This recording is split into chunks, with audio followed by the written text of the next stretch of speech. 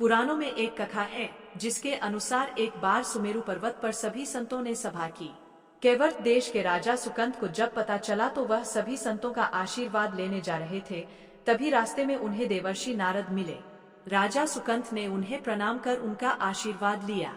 इसके बाद नारद जी ने उनसे उनकी यात्रा का प्रयोजन पूछा। राजा सुकंत ने उन्हें संत सभा के आयोजन की बात बताई। इस पर नारद मुनि ने कहा, अच्छा है, संतों की सभा में जरूर जाना चाहिए। ऐसा कहकर सुकंत को जाने का आदेश दे दिया। सुकंत जैसे ही सभा में जाने के लिए आगे बढ़े वैसे ही नारद जी ने उन्हें आवाज दी। इसके बाद उन्होंने राजा से कहा कि जिस सभा में आप जा रहे हैं वह सभी को प्रणाम करिएगा, लेकिन ऋषि विश्वामित्र का अभिवादन बिल्कुल भी मत करिएगा। इस पर सुकंत बहुत ही अचरज में पड़ गए और उनसे पूछा कि क्या ऐसा करना उचित होगा। तब श्री नारद जी ने कहा कि वह भी पहले राजा थे, बाद में संत बने और आप भी राजा हैं। राजा सुकंत ने नारद की बात मान ली और सभा में पहुंचकर उन्होंने वैसा ही किया। सभा के समाप्त होते ही विश्वामित्र श्री राम के पास पहुंचे और अपने साथ सुकंत द्वारा किए गए अपमान की चर्चा की। उन्होंने कहा कि ये संत परंपरा का अपमान है, लेकिन विश्वामित्र जी ने अपमान करने वाले का नाम नहीं लिया। इस पर राम जी ने पूछा, किसने किया आपका अपमान? तब विश्वामित्र जी ने कहा कि ये जानकर आप क्या करेंगे? इस पर श्री राम जी ने कहा कि गुरुजी, आपके चरणों की सौगंध लेकर प्रतिज्ञा करता हूँ कि जिसका सिर आपके चरण में नहीं झुका उसका सिर मैं काट दूंगा। भगवान श्री राम की इस सौगंध का जैसे ही राजा सुकंत को पता चला वह नारद मुनि को रोने लगे, लेकिन नारद मुनि उन्हें मिले तो वह व्याकुल होकर रो पड़े। तब नारद जी उनके समक्ष प्रकट हुए और तब सुकंत ने सारी व्यथा उनसे सुना दी। यह सुनते ही नारद जी ने उन्हें माता अंजनी के शरण में जाने की सलाह दी। यह भी कहा कि यदि माता ने आपको बचाने का वचन दे दिया तो तुम जरूर बच जाओगे, लेकिन यह भी कहा कि वह किसी को यह नहीं बताएंगे कि नारद जी ने उन्हें यह सलाह दी है। राजा सुकंत तुरंत बजरंगबली के घर के बाहर जाकर रोने लगे और उनके रोने की आवाज सुनकर माता अंजनी बाहर आई तो सुकंत ने कहा, माता मुझे बचा लीजिए, अन्यथा विश्वामित्र जी मुझे मार डालेंगे।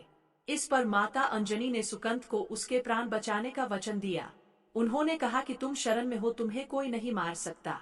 इसके बाद राजा सुकंत को विश्राम करने के लिए कहा। शाम ढले जब हनुमान जी माता अंजनी के पास पहुंचे तो उन्होंने सारी बात बताई, लेकिन सुकंत को बुलाने से पहले पवनसुत से कहा कि तुम पहले सौगंध लो। तब श्री हनुमान जी कहा कि वह श्री राम के चरणों की सौगंध लेते हैं कि वह सुकंत के प्राणों की रक्षा करेंगे। तब माता अंजनी ने राजा को बुलाया। हनुमान जी ने पूछा, आपको कौन मारना चाहता है? तब सुकंत ने बताया कि उन्हें भगवान श्री राम मारने वाले हैं।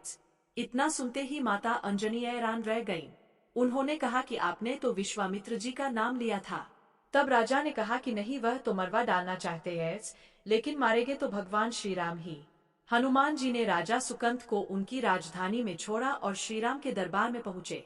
वहां पहुंचकर उन्होंने राम जी से पूछा कि वह कहाँ जा रहे हैं। तब मर्यादा पुरुषोत्तम ने बताया कि वह राजा सुकंत का वध करने जा रहे हैं। तब हनुमान जी ने कहा, प्रभु उसे मत मारिए। राम जी ने कहा कि वह तो अपने गुरु को वचन दे चुके हैं और अब पीछे नहीं हटेंगे। हनुमान जी ने कहा, प्रभु मैंने सुकंत के प्राणों की रक्षा के लिए अपने इष्टदेव यानी कि आपकी सौगंध ली है। तब भगवान राम ने कहा कि तुम अपना वचन निभाओ और मैं अपना निभाऊंगा। तब श्री राम जी ने हनुमान जी से कहा कि हनुतक, जिसे तुम अपनी गोद में बिठा लो उसके सिर पर तो मुझे हाथ रखना ही पड़ेगा, लेकिन गुरु जी को क्या जवाब देंगे? तभी हनुमान जी को विश्वामित्र जी सामने से आते दिखाई पड़े। उन्होंने राजा सुकंत से कहा कि जाओ, तब प्रणाम नहीं किया तो क्या हुआ, अब कर लो। राजा ने दौड़कर विश्वामित्र जी का अभिवादन किया। वह भी प्रसन्न हो गए और बोले, राम इसे क्षमा कर दो। राजा सुकंत विश्वामित्र जी से कुछ कहते कि इससे पहले नारद मुनि प्रकट हो गए। उन्होंने सारी घटना कह सुनाई। तब विश्वामित्र जी ने पूछा कि नारद, तुमने ऐसी सलाह क्यों दी? तब नारद जी ने कहा कि अक्सर ही लोग मुझसे पूछते थे कि राम बड़े या राम का नाम बड़ा, तो मैंने सोचा कि क्यों न कोई लीला हो जाए कि लोग अपने आप ही समझ ले कि भगवान। तब श्री राम जी ने हनुमान जी से कहा कि हनुतक, जिसे तुम अपनी गोद में बिठा लो उसके सिर पर तो मुझे हाथ रखना ही पड़ेगा, लेकिन गुरु जी को क्या जवाब देंगे? तभी हनुमान जी को विश्वामित्र जी सामने से आते दिखाई पड़े। उन्होंने राजा सुकंत से कहा कि जाओ, तब प्रणाम नहीं किया तो क्या हुआ, अब कर लो। राजा ने दौड़कर विश्वामित्र जी का अभिवादन किया। वह भी प्रसन्न हो गए और बोले, राम इसे क्षमा कर दो। राजा सुकंत विश्वामित्र जी से कुछ कहते कि इससे पहले नारद मुनि प्रकट हो गए। उन्होंने सारी घटना कह सुनाई। तब विश्वामित्र जी ने पूछा कि नारद, तुमने ऐसी सलाह क्यों दी?